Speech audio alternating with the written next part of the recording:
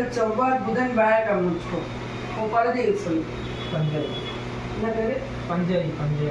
பஞ்சைனா பொம்பளை சாமியா? காவா பாலா? காவா கடா கோழி என்ன இருப்பீங்களா? இல்லைன்னா வெறும் பால் போக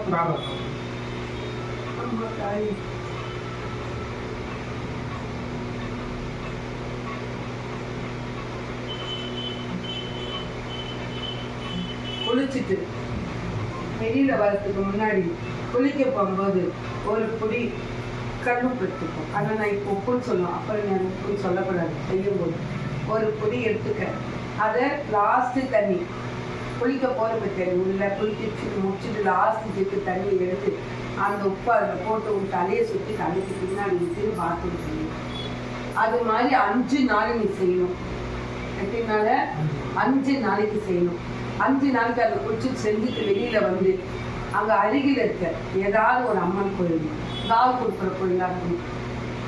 அதாவது இப்போ அங்காளம்மா, எல்லையம்மா, ஏகத்தம்மா, தூக்கத்தம்மா, நாகத்தம்மா, சாந்த சாமியாக இருக்கக்கூடாது, காவு கொடுக்குற சாமியாக இருக்கணும். அங்கே போயிட்டு இந்த 5 நாளைக்கு ஒரு பழத்தை உன் கையில் எடுத்து உன் தலையை சுற்றி 5 சாய்ந்து